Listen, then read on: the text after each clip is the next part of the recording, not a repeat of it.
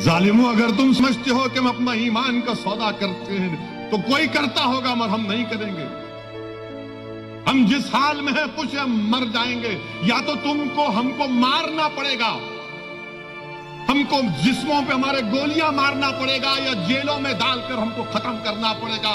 मगर याद रखो इस्लाम के दुश्मनों, जब तक हम जिंदा हैं ना तुम्हारी दौलत हमको खरीद सकेगी, ना तुम्हारी ताकत हमको दबा सकेगी। हम जिंदा रहेंगे तो पुकार पुकार कर कहेंगे कि मैं मोहम्मद मुस्तफा सल्लल्लाहु अलैहि वसल्लम का उम्मती हूं।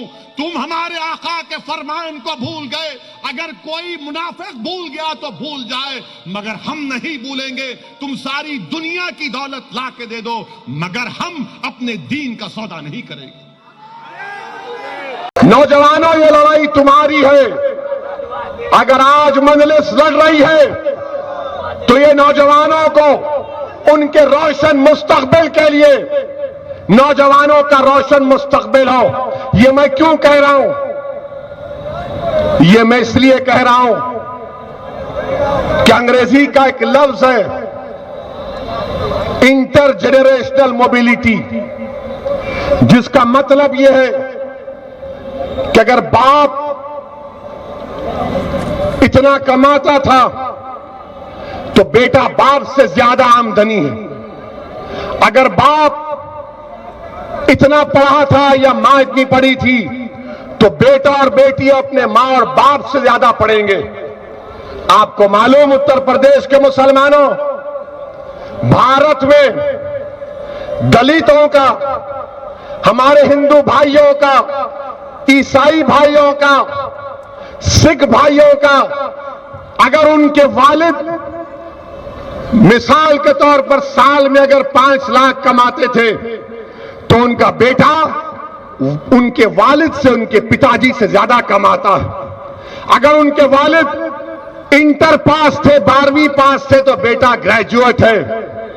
कौन सी कौम है, कौन सी कौम है जो अपने बाप से भी ज्यादा नहीं बढ़ सकी? तो मुसलमान है।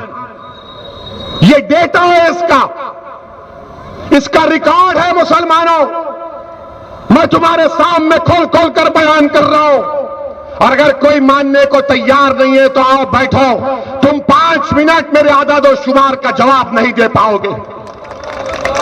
ये इंटरजेनरेशन मोबिलिटी मुसलमानों में कम हो गई, तालीम के मैदान में, आमदनी के मैदान में। और हम क्या कर रहे हैं?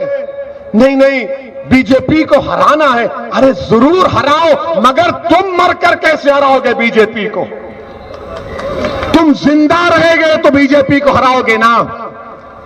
तुम हमेशा अपनी तमाम ख्वाबों को, अपनी उम्मीदों को, अपने बच्चों के रोजगार को, अपने बच्चों के तालीम को, तुम उसको खबर बना देते हो, बर्बाद कर देते हो।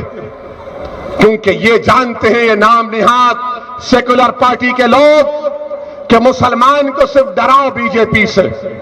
बताओ कानपुर के मुसलमानों, तुम अल्लाह से डरते या मोदी से डरते? बताओ। तुम योगी से डरते या अल्लाह से डरते? बताओ। तुम क्या अखिलेश से मोहब्बत करते या अल्लाह से मोहब्बत करते? बताओ। तो फिर मोहब्बत और डर जब तुम खुलकर कह रहे हो तो करो मोहब्बत रब्बुल आलमीन से, जो हमारे मुकद्दरों का फैसला करने वाला। और याद रखो, अल्लाह उस कौम की हालत को नहीं बदलता जो अपने आप को बदलने के लिए तैयार नहीं।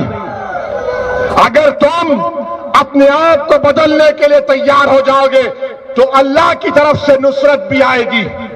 तुम एक कदम आगे बढ़ाओ, तुम एक कदम आगे बढ़ाओ, कुदरत तुम्हारे कदमों में लाकर कामयाबी को रख देगी। कब तक तुम कदम बढ़ाओगे इन जालिमों की तरफ जिनको तुमने सत्ता दी, इख्तिदार दिया? बताओ मुसलमानों को क्या मिला? खैरात मिली, खैरात मिली मुसलमानों को। मेरे अजीज दोस्तों और बुजुर्गों, ये सियासत है, और सियासत में आपको अपने वोट की अहमियत को जानना पड़ेगा।